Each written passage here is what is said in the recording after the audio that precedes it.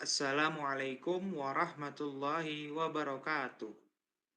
Yang terhormat kepada Bapak Dr. Zainal Nur Arifin, Diploma Engineering HTL MT selaku dosen pengampu mata kuliah Teknik Transportasi, izinkan kami dari kelompok 7 ingin mempresentasikan hasil project based learning kami, yaitu dengan judul Penanganan Kemacetan pada Persimpangan Tidak Bersinyal Jalan, Studi Kasus Simpang Jalan Cipayung Raya sampai Jalan Bina Marga. Anggota kelompok kami yaitu ada Kakak Airlangga, Nur Fajar Inzaki Harli, ada Muhammad Bagas, Zayyan Naufal, ada Muhammad Rizky Baroka Bakir. Bab 1 Pendahuluan.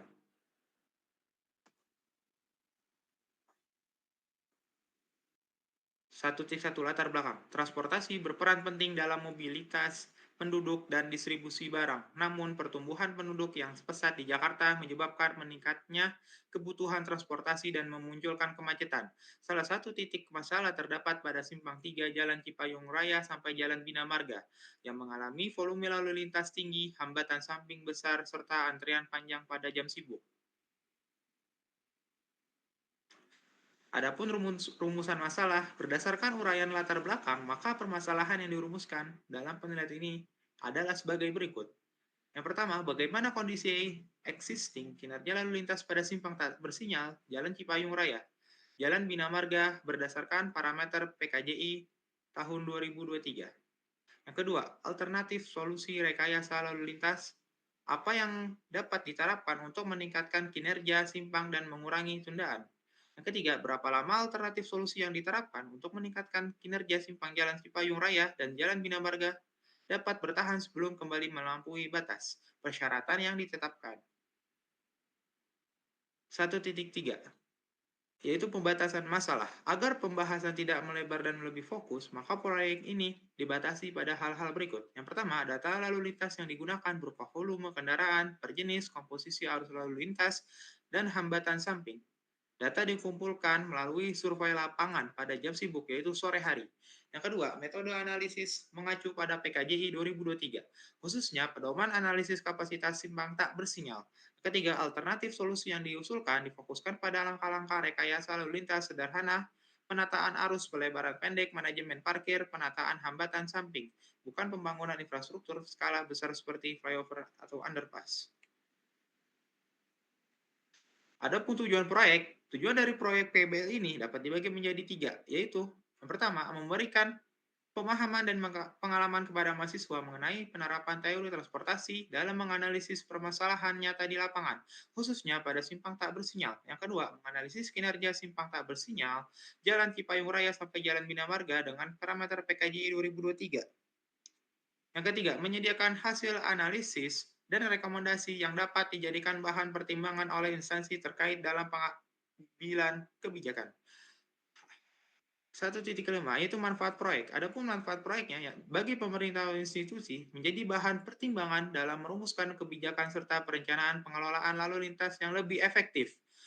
Yang kedua, masyarakat meningkatkan pemahaman masyarakat mengenai bagaimana suatu simpang dapat mempengaruhi kinerja dan kelancaran jalan. Yang ketiga, ilmu pengetahuan menjadi referensi dan alternatif solusi bagi penelitian maupun evaluasi teknis pada simpang dengan karakteristik serupa. Masuk ke bab 2, yaitu tinjauan pustaka. Penelitian sejenis yang telah dilakukan. Yang pertama ada dari Kals tahun 2021, Simpang Jalan Amabi Kupang. Dengan dalam penelitian tersebut, kondisi existing derajat jenuh yaitu dapat 0,91, tundaan 16,11 per detik, peluang antrean 34 sampai 67%, kinerja buruk. Solusi larangan belok kanan dari GOR. Hasil evaluasi dapat dengan derajat jenuh yaitu 0,617, tundaan 10,19, peluang antrian 16 sampai 33%, memenuhi kriteria derajat jenuh kurang dari 0,80. Dan yang kedua dan ketiga yaitu penelitian sejenis yang telah dilakukan. Pengertian sistem transportasi darat berbasis jalan. Menurut Tamim dalam Sandi tahun 2021, pengolahan sistem transportasi yang memerlukan intervensi manusia seperti pengembangan teknologi, penataan jaringan jalan, penyusunan kebijakan, serta pengendalian perilaku perjalanan. Jalan, menurut Undang-Undang RI nomor 22 tahun 2009, jalan adalah prasarana transportasi darat yang mencakup seluruh bagian jalan beserta bangunan penghubung dan pelengkapannya yang digunakan untuk lalu lintas di permukaan tanah, bawah tanah maupun di atas permukaan air kecuali jalan rel, lori dan kabel. Klasifikasi dan fungsi jalan. Jalan dibagi menjadi dua sistem utama. Pertama, jalan primer menghubungkan antar kota, jalan sekunder menghubungkan kawasan primer dan kawasan sekunder. Berdasarkan Undang-Undang nomor Undang-Undang nomor 22 tahun 2009, jalan menurut kelasnya terdiri dari kategori 1, jalan, arteri, dan kolektor untuk kendaraan hingga lebar 2.500 mm, panjang 18.000 mm, tinggi 4.200 mm, beban sumbu 10 ton. Kategori 2, jalan arteri, kolektor lokal lingkungan, kendaraan hingga panjang 12.000 mm, beban sumbu 8 ton. Kategori 3, jalan arteri, kolektor lokal lingkungan, kendaraan hingga lebar 2,1 ribu mm, panjang 9.000 mm. Kelas khusus, jalan arteri untuk kendaraan berukuran lebih besar dari ketentuan kategori 1 dan bermuatan lebih dari 10 ton. 2.5 yaitu simpang. Simpang adalah bagian kritis jaringan jalan tempat bertemunya arus lalu lintas. Kinerjanya dilihat dari kapasitas, sundaan, panjang, antrian, angka henti, dan derajat kejenuhan. Menurut PKJI 2003, simpang terdiri dari simpang 3 dan 4 yang menghubungkan berbagai tipe jalan. Kinerja simpang dipengaruhi oleh perencanaan geometrik, efisiensi, keamanan, kecepatan, dan kapasitas. Masalah umum meliputi volume dan kapasitas, desain geometrik, jalan pandang, perilaku lalu lintas, antrian, kecepatan, pengaturan lampu, keselamatan, dan parkir. Macam-macam simpang. Simpang dibagi menjadi dua, yaitu simpang sebidang dan simpang tidak sebidang. Simpang sebidang, pertemuan jalan dalam satu bidang terdiri dari simpang 3, simpang 4, simpang bercabang banyak, dan bundaran. Umum digunakan pada kawasan perkotaan.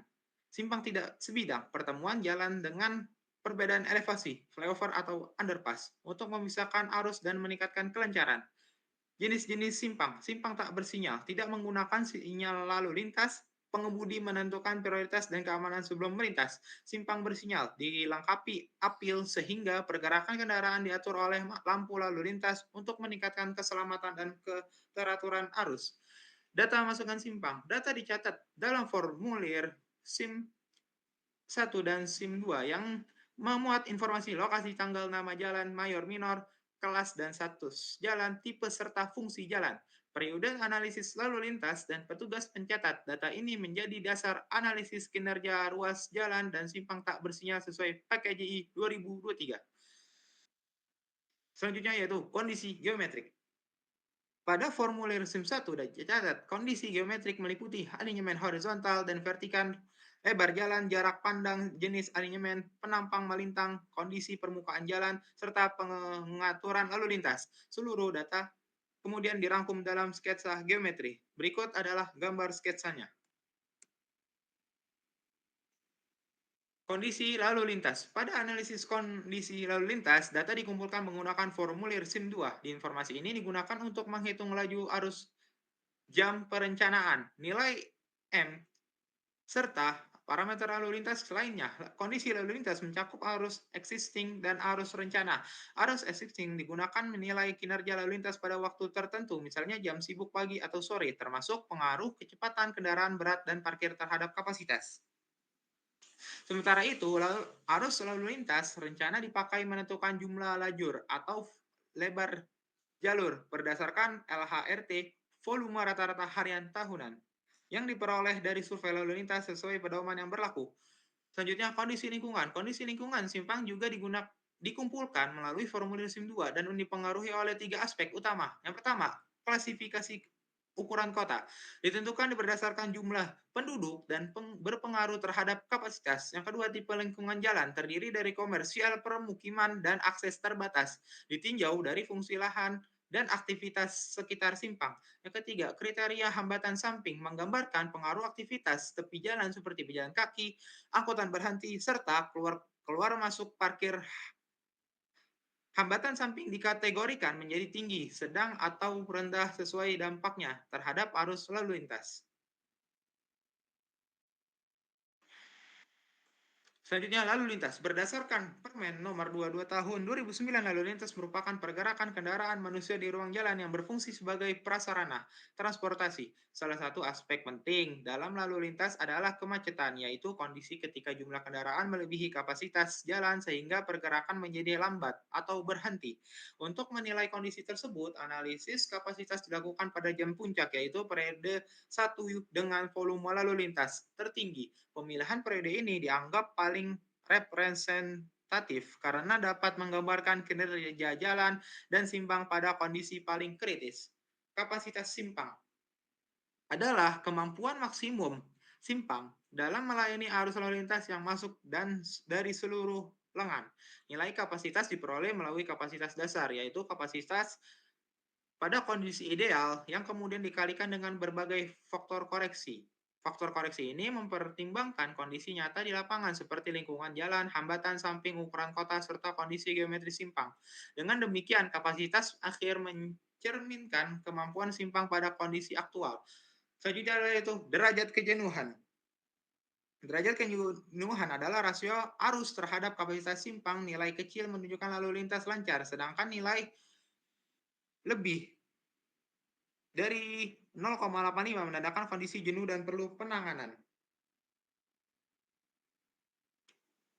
Selanjutnya yaitu tundaan. Tundaan di persimpangan adalah total waktu hambatan rata-rata yang dialami oleh kendaraan sewaktu melewati suatu simpang. Tundaan pada simpang dapat terjadi karena dua hal. Yang pertama, tundaan lalu lintas akibat interaksi lalu lintas kendaraan bermotor dengan gerakan yang lain yang masuk dari semua arah dalam simpang. Tundaan geometrik akibat perlambatan dan percepatan kendaraan yang terganggu dan tak terganggu. Tundaan pada simpang dibedakan menjadi dua, yaitu tundaan lalu lintas untuk jalan mayor dan untuk jalan minor. Selanjutnya, peluang antrian. Batas nilai peluang antrian dinyatakan dalam persen. Peluang antrian dinyatakan dalam rentang sehingga terbagi menjadi batas dan batas bawah. Tingkat pelayanan.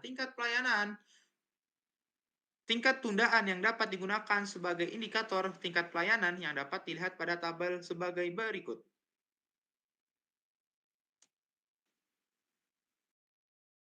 Selanjutnya, bab 3 yang akan dijelaskan oleh Muhammad Bagas. Bab 3. 3.1. Lokasi penelitian. Penelitian ini dilakukan pada simpang Jalan Cipayung Raya sampai Jalan Bina Marga yang terletak di Kecamatan Cipayung, Jakarta Timur. Berfungsi sebagai titik pertemuan arus lalu lintas dari tiga arah utama, yaitu utara barat dan utara timur. Adapun batas-batas simpang adalah sebagai berikut. Arah utara dihubungkan oleh Jalan Bina Marga yang terkoneksi dengan Jalan Raya Ceger, Jalan Gempol Raya, Jalan Bambu Apus Raya, serta kawasan Kelurahan Ceger. Untuk arah barat dihubungkan oleh Jalan Cipayung Raya menuju Ciracas dengan akses ke Jalan Raya Ciracas, Jalan Raya Kelapa II Wetan, serta Kecamatan Ciracas.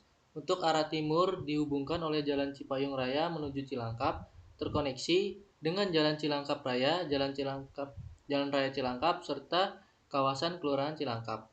Untuk 3.2 tahapan penelitian. Penelitian ini menggunakan pendekatan kuantitatif yang dilaksanakan mulai dari survei pendahuluan di simpang Jalan Cipayung Raya, Jalan Bina Marga untuk mengamati kondisi existing dan mengidentifikasi masalah utama. Studi pustaka dilakukan dengan mengacu pada PKJI 2023 serta referensi lain sebagai landasan analisis. Data penelitian diperoleh melalui survei lapangan yang mencatat volume kendaraan, hambatan samping, dan kondisi geometrik simpang. Data yang terkumpul kemudian diolah menggunakan metode perhitungan PKJI 2023 untuk mengetahui kapasitas, derajat kejenuhan, tundaan, dan panjang antrian kendaraan. Hasil analisis ini digunakan untuk menilai tingkat pelayanan simpang sekaligus merumuskan alternatif solusi rekayasa lalu lintas yang sesuai dengan kondisi nyata di lapangan. Tahap akhir penelitian adalah menyusun kesimpulan dan saran. Untuk 3.2 dapat dilihat ada diagram di sini, dan untuk 3.2.1 penentuan topik. Tahap awal penentuan topik dilakukannya diskusi mengenai bidang yang diminati. Selanjutnya mengumpulkan beberapa topik dalam bidang tersebut serta membaca literatur terkait. Kemudian didapatkan topik yang diminati untuk dilakukan penelitian, yaitu mengenai simpang tak bersinyal. Untuk 3.2.2 identifikasi masalah. Identifikasi masalah ini dilakukan untuk melihat permasalahan yang ada, kemudian memfokuskan pada salah satu permasalahan, yaitu kemacetan lalu lintas yang terjadi pada simpang Jalan Cipayung Raya, Jalan Bina Marga.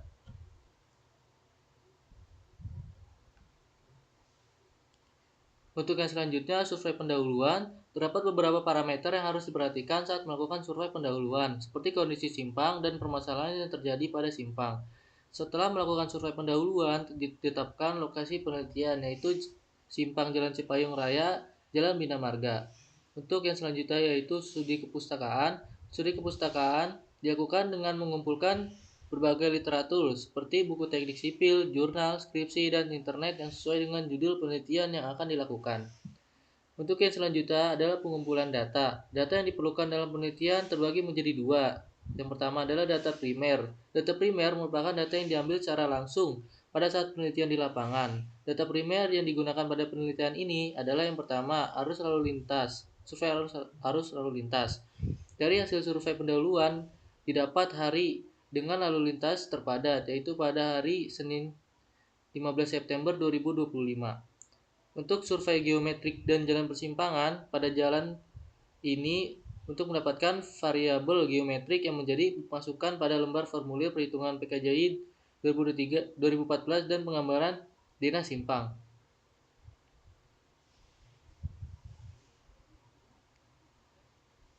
Yang selanjutnya ada pengamatan lingkungan. Pengamatan lingkungan pada simpang Jalan Cipayung Raya Jalan Bina Marga dilakukan untuk mendapatkan gambaran tentang kondisi hambatan samping, tipe jalan, dan tipe lingkungan jalan. Untuk yang data kedua yaitu data sekunder. Data sekunder merupakan data yang diambil secara tidak langsung yang berfungsi sebagai penunjang dan pelengkap dalam penelitian. Data tersebut merupakan data dari Badan Pusat Statistik Kota Jakarta Timur. Berikut data sekunder yang digunakan pada penelitian ini, yaitu peta jaringan jalan. Peta ini diperlukan sebagai dasar pertimbangan dalam menentukan batasan dalam analisis dan rekayasa lalu lintas. Data ini diperoleh dari layanan Google Earth dan Google Maps. Untuk yang selanjutnya, data jumlah penduduk di Kota Jakarta Timur. Data jumlah penduduk adalah jumlah penduduk Kota Jakarta Timur yang bersumber dari Badan Pusat Statistik Kota Jakarta Timur sebagai variabel penyesuaian ukuran kota dalam formulir PKJI 2023. Data jumlah pertumbuhan kendaraan Kota Jakarta Timur. Data ini diperlukan untuk mengetahui berapa tahun umur kinerja 22 aktif dan alternatif solusi yang diperoleh dari analisis. Data pertumbuhan kendaraan yang diambil yaitu data yang bersumber dari Badan Pusat Statistik Kota Jakarta Timur dan Dinas Perhubungan DKI Jakarta. Yang selanjutnya, yang pertama ada volume lalu lintas. Volume dihitung berdasarkan jumlah kendaraan menurut klasifikasinya dalam interval 15 menit pada titik pengamatan. Selanjutnya, volume tiap jenis kendaraan dikonversi ke satuan kendaraan ringan (SKR) menggunakan nilai ekuivalen kendaraan ringan EKR sesuai tabel acuan berikut ini. Untuk yang kedua ada kapasitas simpang. Kapasitas simpang adalah arus lalu lintas maksimum dalam EKR per jam yang dapat dilayani pada kondisi geometrik, lingkungan, dan lalu lintas tertentu. Pada jalan dua lajur dua arah, kapasitas dihitung untuk arus dua arah, sedangkan pada jalan multilajur, kapasitas dihitung per arah dan per lajur. Untuk rumus kapasitas simpang adalah berikut dengan keterangannya sebagai berikut juga. Yang ketiga ada kapasitas dasar. Kapasitas dasar adalah kapasitas simpang pada kondisi ideal, yaitu lebar jalur terdekat 2,75 meter tanpa median, ukuran kota 1 sampai 3 juta jiwa, hambatan samping sedang, rasio belok kiri 10%, rasio belok kanan 10%, rasio arus jalan minor 20%, dan arus kendaraan tak bermotor sama dengan 0. Nilai C0 ditentukan berdasarkan kode tipe simpang bagaimana tercantum pada tabel berikut ini. Yang selanjutnya ada lebar rata-rata pendekat. Lebar rata-rata pendekat dihitung untuk jalan mayor. dan jalan minor berdasarkan rata-rata tiap kaki simpang. Nilai LRP ini digunakan untuk menentukan jumlah lajur pada setiap pendekat sehingga tipe simpang dapat ditetapkan sesuai panduan pada gambar ini. Setelah menentukan lebar rata-rata mendekat, kemudian LFP dapat dihitung dengan menggunakan persamaan berikut.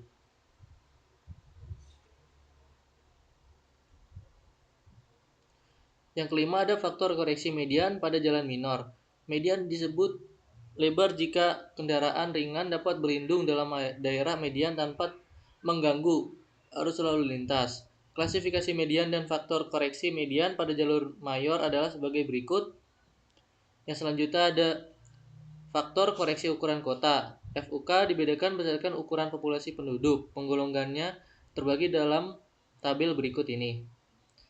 Yang ketujuh ada faktor koreksi rasio arus belok kiri. FBKI adalah faktor koreksi nilai kapasitas dasar akibat arus lalu lintas belok kiri. FBKI dapat dihitung menggunakan persamaan berikut atau dari gambar diagram berikut. Yang ke-8 ada faktor koreksi rasio arus belok kanan. FBKA adalah faktor koreksi nilai kapasitas dasar akibat arus lalu lintas belok kanan. FBKA dapat dihitung melalui persamaan berikut atau dari gambar diagram berikut. Yang selanjutnya ada faktor koreksi rasio arus dari jalan minor. FMI merupakan faktor koreksi nilai kapasitas dasar akibat rasio arus lalu lintas dari jalan minor. FMI dapat ditentukan menggunakan persamaan-persamaan berikut atau dapat diperoleh secara grafis menggunakan diagram berikut.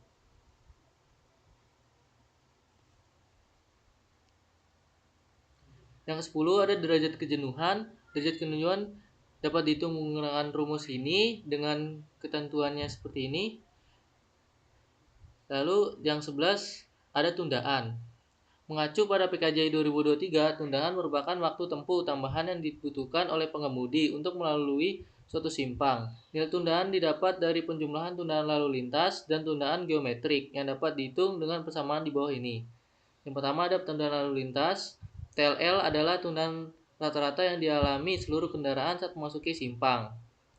Dengan rumusnya seperti ini, TLL dibedakan menjadi yang pertama ada tundaan jalan mayor TLL MA dengan rumusnya seperti ini, dan tundaan jalan minor TLMI dengan juga rumusnya seperti ini. Itu juga ada tundaan geometrik dengan rumusnya seperti ini dan keterangannya juga, sehingga untuk menghitung tundaan rata-rata pada suatu simpang dapat menggunakan rumus sebagai berikut ini. Lalu yang ke-12 ada tingkat pelayanan. Dapat dilihat juga pada tabel di sini. Lalu yang ke-13 ada peluang antrian. PA merupakan peluang terjadinya antrian kendaraan yang mengantri di sepanjang pendekat. PA dinyatakan dalam rentang kemungkinan yaitu persen dan dapat ditentukan menggunakan persamaan berikut.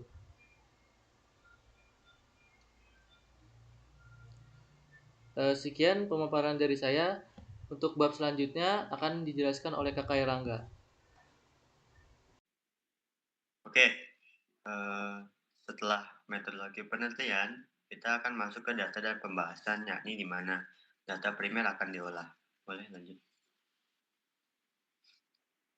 Yang pertama itu hal umum. Jadi kita menyajikan hasil pengumpulan data primer dan sekunder sebagai analisis kondisi lalu lintas existing, seperti pada tabel yang di kanan ini. Itu adalah hasil data primer yang kita dapatkan pada saat survei. Kemudian untuk data primer sendiri, seperti yang disebutkan saya tadi, itu didapat secara langsung pada saat penelitian. Untuk dari data primer kita ada data volume lalu lintas, yakni berdasarkan jumlah kendaraan yang melintas setiap pendekatan persimpangan. Dicatat tiap 15 menit pada jam puncak dengan survei dilakukan pada hari kerja yaitu hari Senin. Ini merupakan data yang kita dapat, yakni data primer pada tanggal Senin 29 September 2025 yang terjadi pada pukul 18 sampai 20.00 WIB dengan volume kendaraan totalnya yakni 8.942 kendaraan per jam. Nah, dari data tersebut kita mendapatkan beberapa rasio atau perbandingan antara kendaraan ringan yakni 14,01% dan untuk kendaraan sedangnya ada 0,96%, dan terakhir yang paling besar yakni sepeda motor sekitar 85,03%. Tingginya volume tersebut dipengaruhi oleh waktu pulang jam kerja.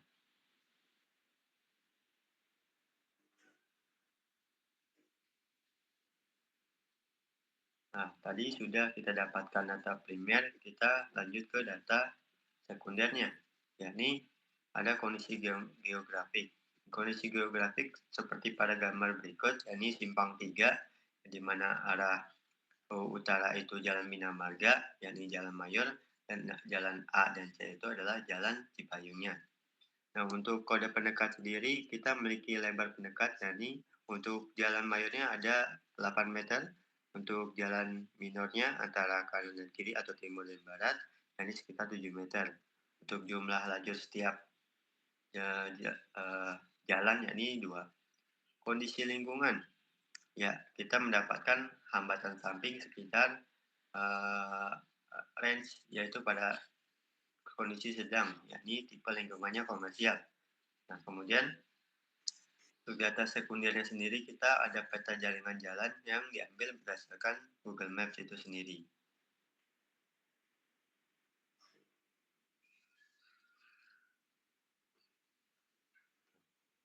Peta jaringan jalan pada Google Maps seperti yang terpapar pada gambar tersebut, ini lingkaran, yakni pada simpang Jalan Bina Marga dan Jalan Cipayung. Nah, untuk data sekunder lainnya, yakni jumlah kendaraan untuk di kota Jakarta Timur. Berdasarkan tabel kita mendapatkan dari Badan Pusat Statistik Kota Jakarta Timur. Dan selanjutnya ada data jumlah penduduk juga berdasarkan dari Badan Pusat Statistik Jakarta Timur.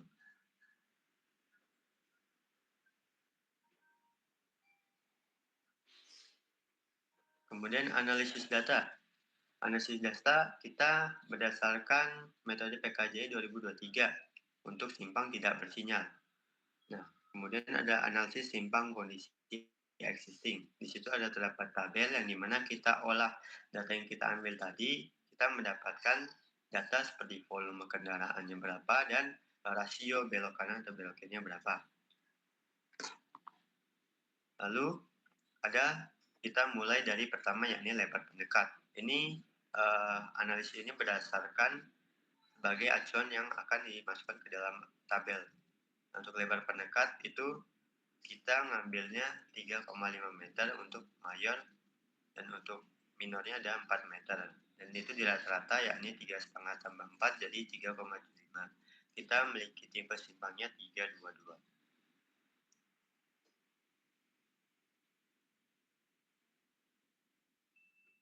Kemudian ada kapasitas dasar. Berdasarkan dari metodologi penelitian, dengan tipe simpang 322 kita ngambil kapasitas dasarnya itu 2700 SKM per jam. Untuk faktor koreksi lebar rata-rata meningkat, kita pakai rumus dengan simpang yang 322, yakni seperti berikut. Kemudian ada faktor koreksi tipe median, yang dimana kita tidak ada median pada kondisi geografik simpangnya, maka nilai koreksinya adalah 1. Untuk ukuran kota berdasarkan penduduk kota pada tahun tersebut sebanyak 3,083 juta jiwa, maka nilai faktor koreksinya adalah 1,04. Untuk faktor koreksi hambatan samping berdasarkan nilai RKTB atau rasio kendaraan tidak beroda, yakni 0,00380%, kita mendapatkan berdasarkan metodologi penelitian yakni dinilai 0,94.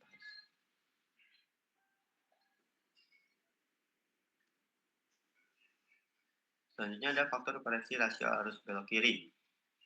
RBKI berdasarkan tabel yang ada di survei existing tadi, kita mendapatnya 0,29, yang dimana tertera pada rumus berikut.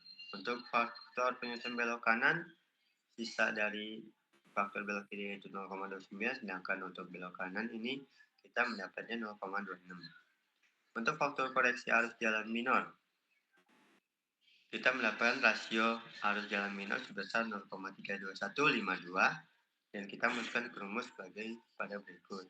Setelah semuanya sudah didapat, kita baru bisa menghitung kapasitas simpang tersebut. Kita masukkan angkanya dan kita mendapatkan sekitar 2758,04 SKR per jam. Itu adalah kapasitas simpang pada saat itu.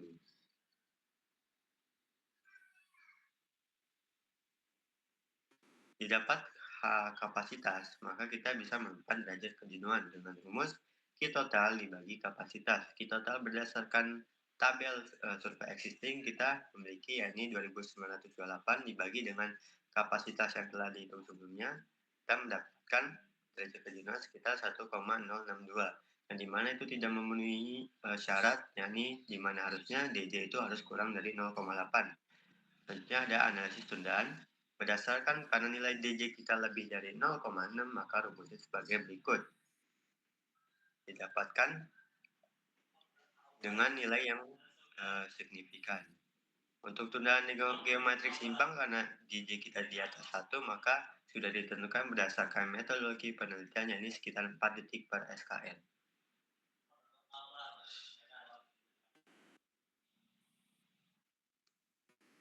Tundaan simpang yakni adalah pertambahan antara tundaan lalu lintas ditambah tundaan geometrik, yakni sekitar 22.300 detik per SKR.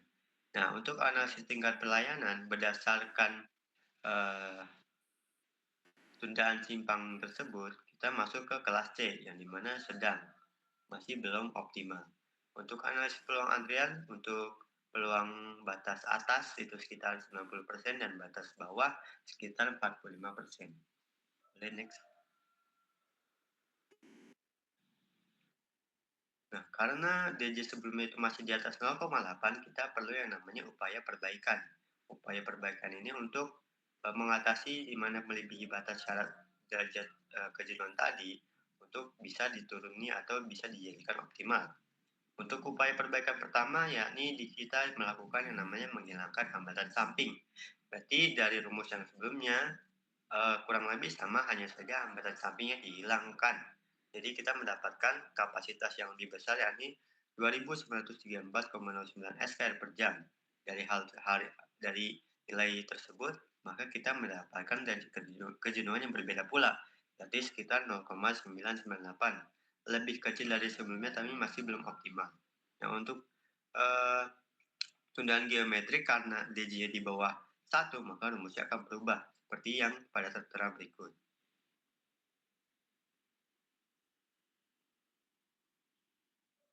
Nah, pada upaya perbaikan 1 tadi masih belum optimal, maka kita lanjutkan pada alternatif lain, yakni pelarangan belok kanan di jalur mayor. Jadi kita melakukan pemasangan seperti median atau mediator selebar 30 cm untuk pengalihan arus lalu lintas dilarang untuk belok kanan. Yang dimana nantinya arus lalu lintas yang diarahkannya itu kita arahkan ke jalan lain, yaitu melewati jalan Tengki sekitar 530 meter sebelum lokasi simpang. Itu bisa dilihat dari gambar Google Maps yang tertera. Di situ ada jalur jalan peralihan.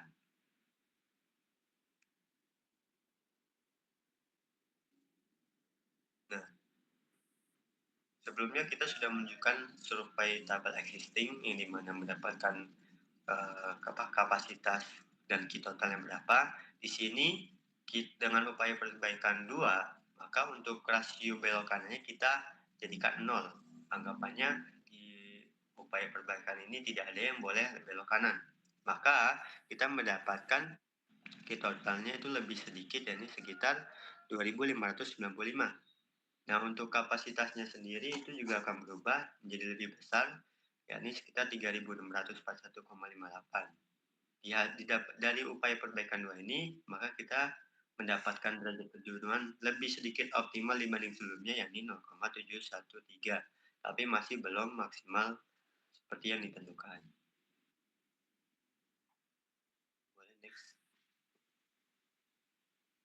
Nah, yang terakhir ini adalah gabungan antara upaya perbaikan 1 dan perbaikan 2, yang dimana dari kedua upaya perbaikan sebelumnya akan kita jadikan 1, yang kita akan mendapatkan kapasitas yang lebih besar lagi sekitar 3.874,02 dan kita mendapatkan derajat kejenuhan lebih optimal dan menurut kita ini sudah maksimal yakni 0,67.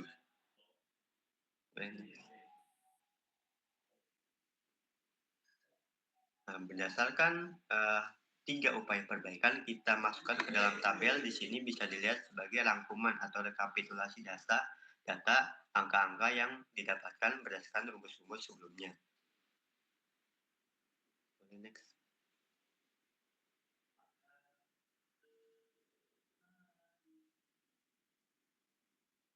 Nah, ini adalah 4 keadaan atau kondisi. Yang pertama itu kondisi existing yang belum kita apa-apakan, yaitu bisa kita lihat data antara key, kapasitas, DJ, denda, peluang antrian, dan tingkat pelayanan. Dan untuk existing sendiri itu ada di tingkat pelayanan D.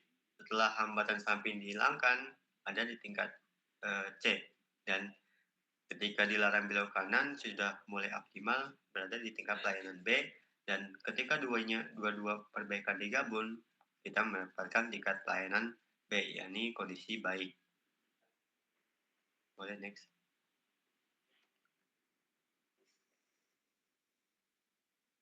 Nah, bab 5 atau penutup.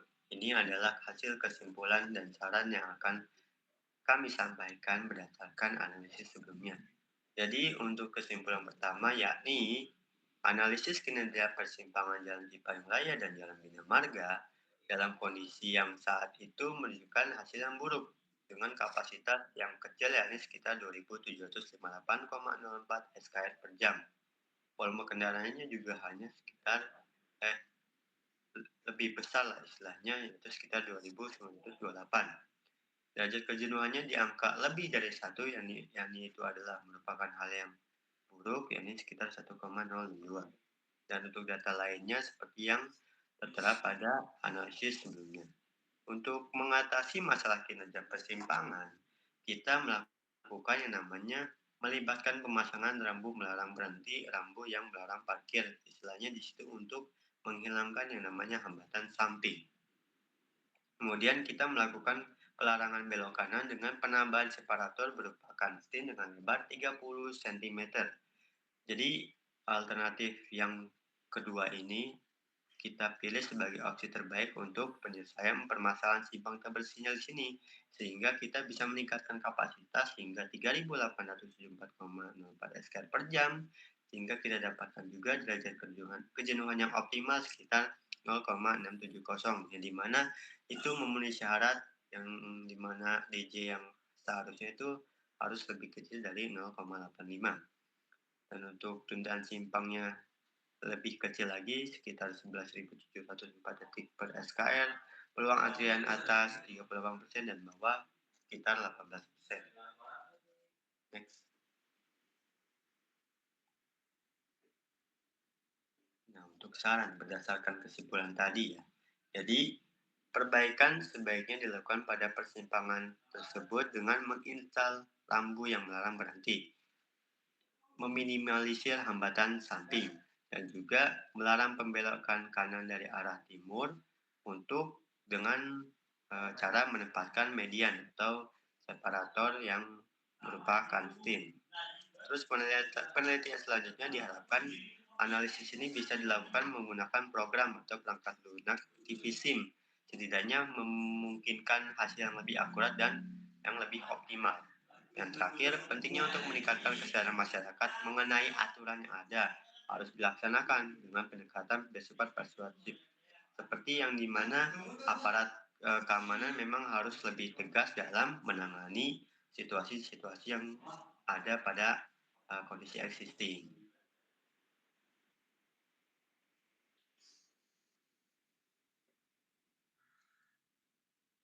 Baik, sekian pemaparan dari kelompok kami yang dimana kami menganalisis simpang Jalan Bina Marga dan Jalan Cipayung. Semoga apa yang kita sampaikan ini bermanfaat untuk bagi penelitian selanjutnya dan untuk masyarakat sekitar. Kurang lebihnya mohon maaf. Wabillahi taufiq wal hidayah. Wassalamualaikum warahmatullahi wabarakatuh. Waalaikumsalam warahmatullahi wabarakatuh.